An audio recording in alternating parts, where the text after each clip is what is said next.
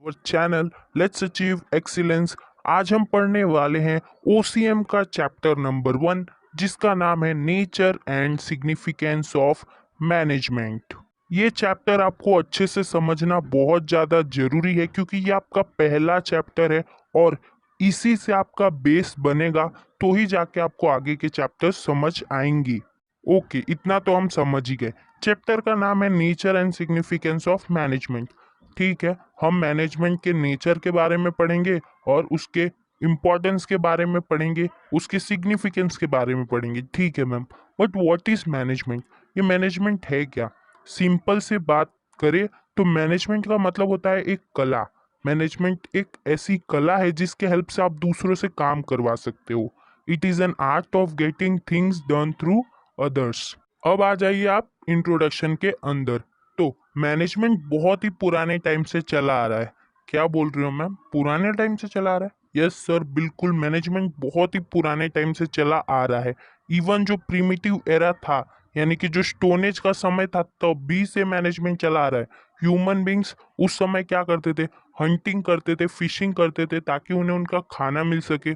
और उस टाइम भी वो लोग जाने अनजाने प्लानिंग करते थे, सुपरविजन करते थे, यानी एक दूसरे को देखते थे, कोऑर्डिनेशन के साथ काम करते थे, एक दूसरे को गाइड करते थे। तो ये लोग भले ही ये सारी चीजें अनजाने में कर रहे थे, लेकिन इन्हीं सबको तो हम मैनेजमेंट कहते हैं, और वो लोग भी मैनेजमेंट करते थे। अगर आपको अपने बिजनेस के अंदर ऑब्जेक्टिव्स को अचीव करना है, तो इसके लिए मैनेजमेंट बहुत ज़्यादा ज़रूरी है।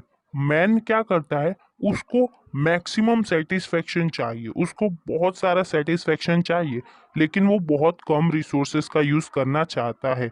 ये कैसे पॉसिबल है? इतना सारा सेटिस्फेक्शन चाहिए और रिसोर्सेस इतना कम यूज़ करोगे? बिल्कुल पॉसिबल है। कैसे? तो जब एक अकेला ना मिलके बहुत सारे लोग हाथ मिला के काम करें, तब ये पॉसिबल है। अब बहुत सारे लोग अगर मिल के काम करेंगे, तो वहां पर प्लानिंग की जरूरत पड़ेगी, वहां पर लोगों को पावर रिस्पॉन्सिबिलिटी देने की जरूरत होगी। इसके अलावा वहां और कोई होना चाहिए जो डायरेक्शन दिखा सके। इसके अलावा वहां पर एक और जन होना चाहिए जो कंट्रोलिंग कर सके, यानी लोगों को कंट्रोल कर सके। सब मिला जुला के बात करें तो मैनेजमेंट की वजह से ये पॉसिबल है कि आपको बहुत सारा सेटिस्फेक्शन मिले, वो भी कम रिसोर्सेस से। तो इससे आपको पता चल गया होगा कि मैनेजमेंट के अंदर क्या क्या काम होता है। प्लानिंग होता है, ऑर्गेनाइजिंग होता है, कंट्रोलिंग होता है, डायरेक्टिंग होता है। अब आगे बढ़ते हैं। देखिए, पहले सोल प्रोप्राइटरशिप फर्म था, जहां पर एक अकेला बंदा ही पूरे बिजनेस को मैनेज कर लेता था। फिर पार्टनरशिप फर्म आया, जहां पर दो चार लोग मिलके अपने बिजनेस को मैनेज करते थे। फिर आई कंपनी। कंपनी के अंदर तो बहुत सारे लोग काम करते थे, इसीलिए ये बहुत आसान हो गया कि आप कैपिटल को अरेंज कर पाओ। क्योंकि बहुत सारे लोग आएंगे तो सब थोड़ा थोड़ा कैपिटल लेके आएंगे ही, तो इससे आपको बहुत सारा कैपिटल भी मिल जाएगा। लेकिन वहां पर बहुत सारे प्रॉब्लम भी आ जाते हैं, क्योंकि इतने सारे लोग काम करते हैं। अब इन प्रॉब्लम्स को दूर करने के लिए हमें कुछ ट्रेंड, एक्सपीरियंस और एक्सपर्ट लोगों की जरूरत है।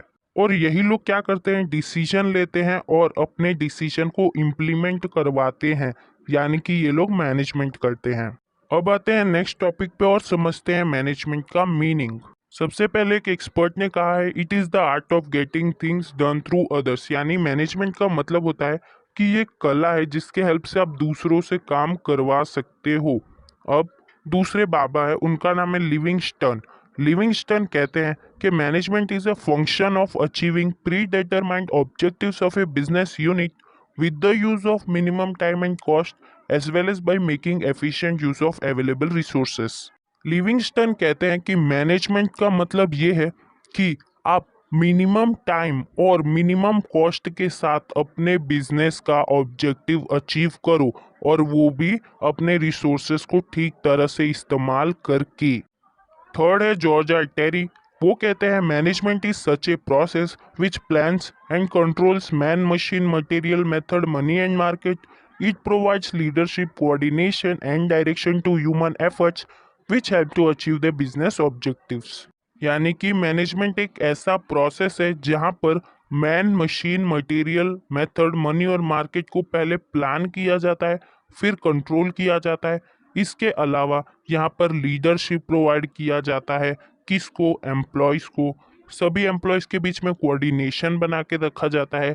एम्प्लॉयज़ को यहाँ पर डायरेक्शन भी दिखाया जाता है ताकि हमारा बिजनेस इजीली अपने ऑब्जेक्टिव्स अचीव कर ले। नेक्स्ट टॉपिक आता है नेचर ऑफ मैनेजमेंट, यानी कि मैनेजमेंट के कैरेक्टरिस्टिक्स या फीचर। सबसे पहला है यूनिवर्सल प्रोसेस। मैनेजमेंट एक यूनिवर्सल प्रोसेस है, यानी कि मैनेजमेंट खाली इंडस्ट्री में नहीं किया जाता है, बल्कि आप इसे बहुत सारी जगह कर सकते हो। जैसे कि आर्मी में कर सकते हो, एग्रीकल्चर में कर सकते हो, इवन एजुकेशन में भी कर सकते हो। सेकंड है गोल ओरिएंटेड एक्टिविटी, यानी कि आप मैनेजमेंट क्यों करते हो? ताकि आप एक गोल तक पहुंच पाओ। हर बिजनेस यूनिट अपना एक गोल डिसाइड करती है, अपना एक ऑब्जेक्टिव डिसाइड करती है, और फिर वो लोग मैनेजमेंट करते हैं ताकि वो उन ऑब्जेक्टिव्स, उन गोल तक पहुंच पाए। थर्ड है ग्रुप एक्टिविटी। मैनेजमेंट एक ग्रुप एक्टिविटी है, इसे कोई अकेला नहीं कर सकता है, इसे करने के लिए 2 से ज्यादा लोग चाहिए। फोर्थ है कंटिन्यूअस प्रोसेस। मैनेजमेंट एक कंटिन्यूअस प्रोसेस है, एक बार इसे शुरू कर दिया गया फिर इसे रोकना मुश्किल है। क्योंकि आप मैनेजमेंट क्यों कर रहे हो? ताकि आप एक गोल तक पहुंच पाओ। तो आप मैनेजमेंट करते रहोगे जब तक आपको वो गोल नहीं मिलेगा। एक बार आपको वो गोल मिल भी गया तो आप क्या करोगे? नया गोल बनाओगे और फिर से मैनेजमेंट करने लगोगे। So it is a continuous process. Fifth है ह्यूमन प्रोसेस। मैनेजमेंट प्रोसेस एक ह्यूमन प्रोसेस है। ये क्या है मैम?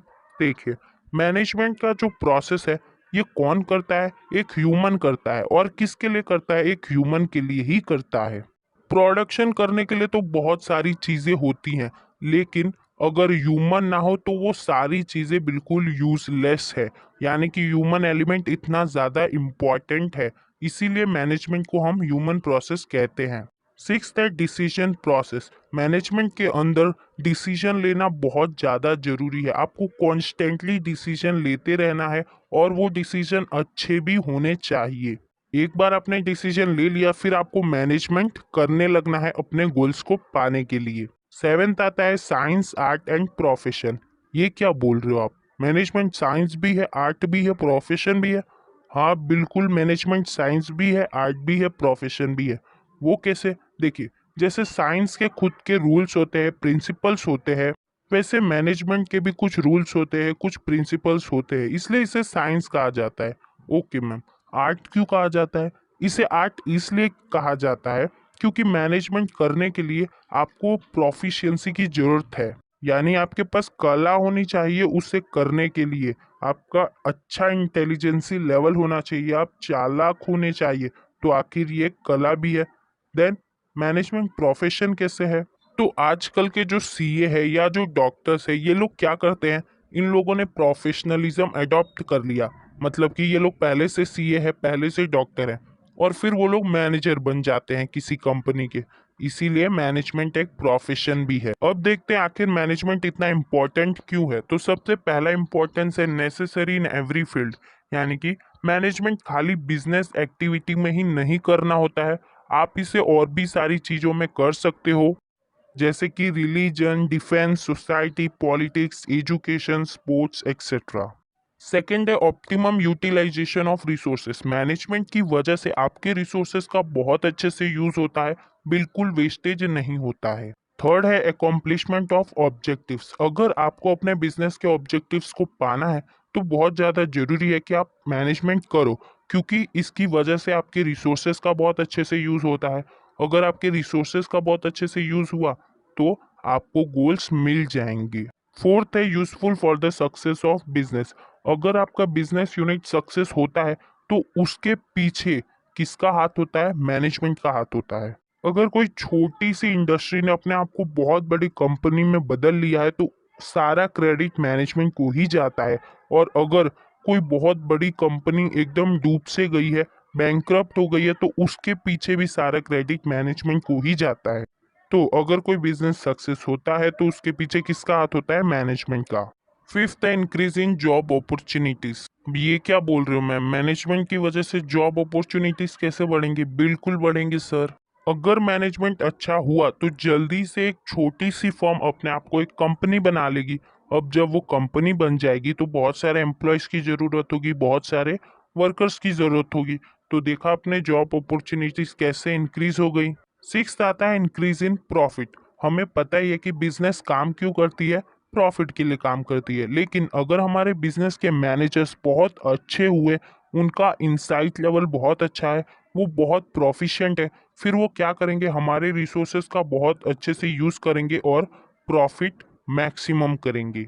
सेवेंथ है सोशल बेनिफिट। हर बिजनेस अपने आप को कहाँ खड़ा करता है, आखिर एक सोसाइटी के बीच में ही। तो वो सोसाइटी के रिसोर्सेज का इस्तेमाल कर रही है, तो ये उसकी जिम्मेदारी बनती है कि ये सोसाइटी के लिए काम भी करे। तो वो लोग क्या क्या काम करते हैं, वो लोग सोसाइटी वालों को goods and services low cost पे देते हैं, रीजनेबल रेट पे देते हैं।